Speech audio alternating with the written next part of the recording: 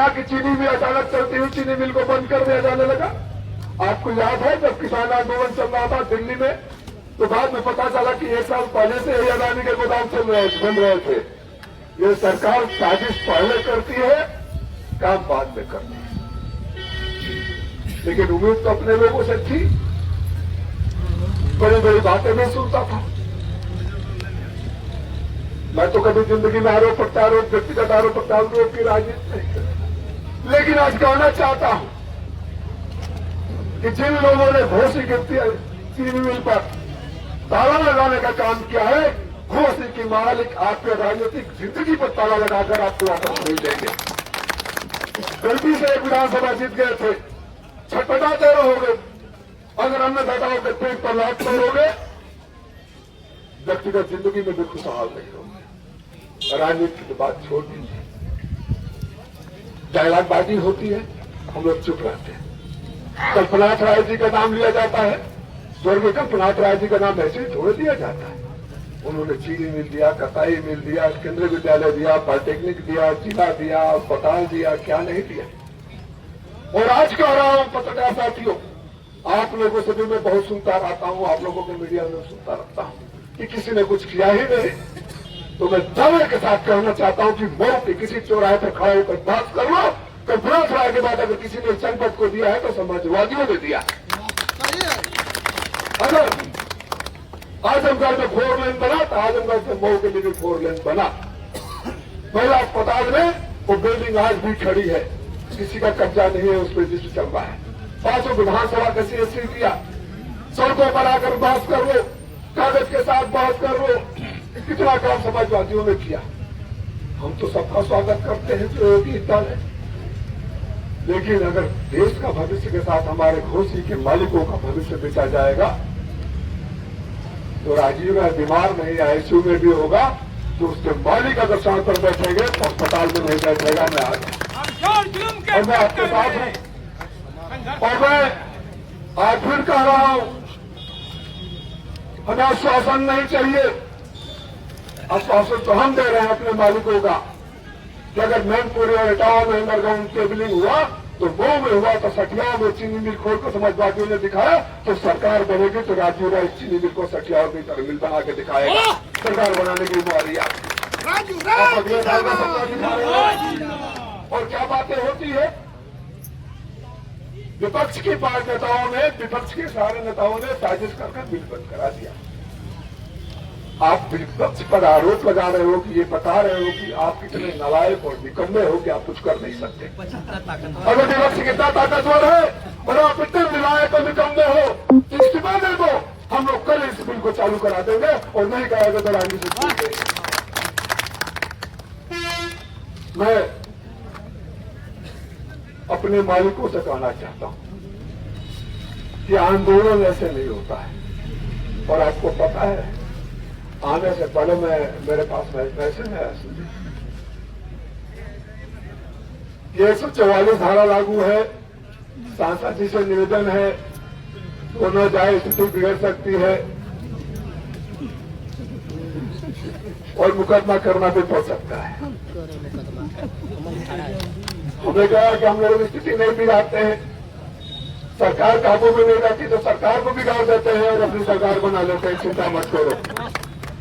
और तुम राजीव राय को अगर मुकदमा का धमकी दे रहे हो, जनता की अदालत में जो मुकदमा चलेगा उसका राजनीतिक काला पानी में बहसा देंगे कि देश को बेचने वाली फिर सरकार यहां दिखाई नहीं देगी।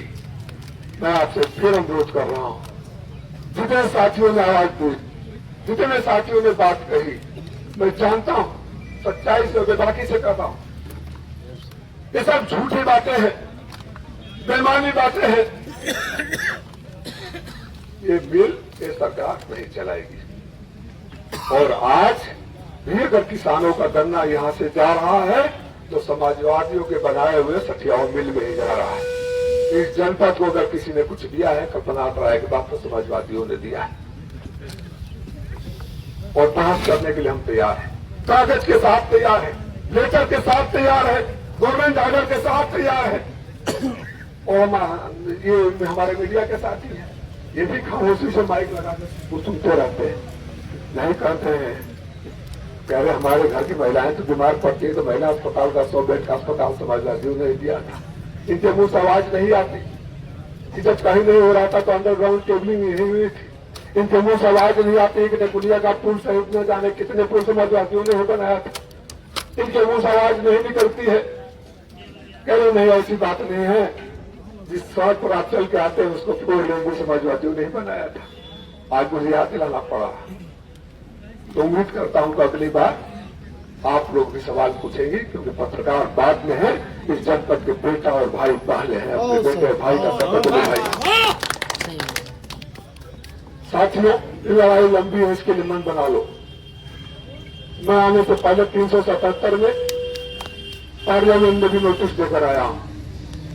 9 तारीख से पार्लियामेंट शुरू हो रहा है, मंत्री से भी बोलूंगा, हालांकि प्रदेश का मामला है, लेकिन मैंने उसको रास्ता निकाला है। मैंने केंद्र सरकार से कहा कि आप हमें स्पेशल पैकेज दीजिए, क्योंकि आपको जो लखनऊ में सरकार बैठी है, आप डबल इंजन, हमारे समूह में ट्रिपल इंजन है। कोई ट्रिपल इंजन नहीं है, राहत प्रति तो 2 ही होते हैं।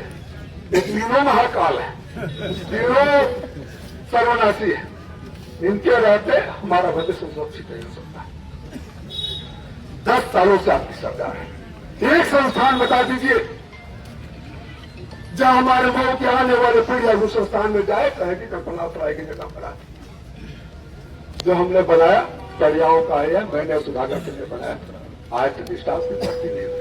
जिस चीनी मिल में खड़े हैं, यहां महीनों से तनख्वाह नहीं मिलता है। हमारे एक साथी बता रहे थे बगल में फिनाल मिल है, 16 लोगों को निकाल दिया गया। कोर्ट का आर्डर है, वो भूखों मर रहे हैं। और बातें करवा लो, बातें करवा लो, बातें करवाने से तो नहीं चले। ये सिर्फ आंदोलन नहीं है। और पूर्वांचल की धरती, खासतौर पर मऊ बलिया, जो क्रांति का बीज बो देती है, देश में फैलता है। अंग्रेजों को भागना पड़ा रहा तो अंग्रेजों की छठी संतान इस सरकार को भी भागना पड़ेगा, जिनके राजनीतिक जीवन भाग अंग्रेजों से ही आता है। आंदोलन लंबा चलेगा, लेकिन अब तो नेता की तरफ से मैं आने से पहले कलेश कुमार मांझेरा स्टेटस की भी बात किया, और मैं उनको कह कर आया था कि मैं आपसे पूछ नहीं रहा हूं, मैं आपके हवाले से कहना चाह रहा हूं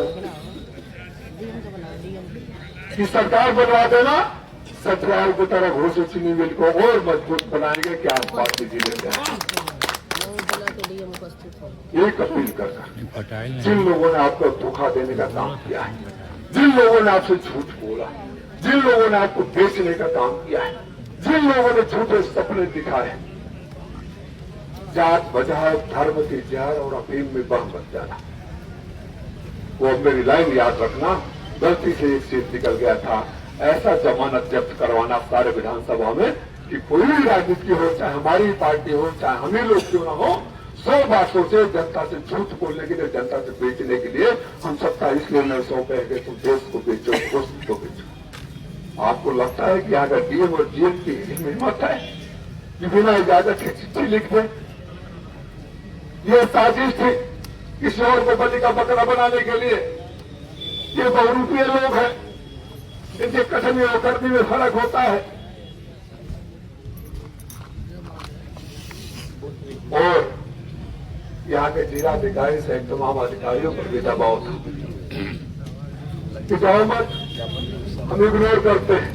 मैं यही बैठे बैठे डीएम को फोन किया, सर एसडीएम को भेज देता हूँ। मैंने किसी एसडीएम को जो पहले कर दिया था कि नहीं बंद होगा तो भेज दीजिए, उसी चीनी मिल उसको बंद कर देंगे, बंद कर देंगे। मैं बोल रहा हूँ सही बात। तो बोले कि मैं एडीएम को भेज रहा हूँ। और मेरे जिला अधिकारी, जिला स्तर से छोटा अधिकारी आएगा जहां से जाएगा नहीं, मैं बता दे रहा हूँ। चीनी मिल बेहतर होगा आप शुरू करा दीजिए। ये धोखा मत दीजिए कि यहाँ के चीनी मिल, यहाँ के किसानों का गन्ना सठियाल जाएगा। अगर यहाँ के किसानों का गन्ना सठियाल जाएगा तो आप मऊ में भी नहीं आ पाओगे, आप भी मऊ से बाहर जाओगे। सीधी सीधी बात।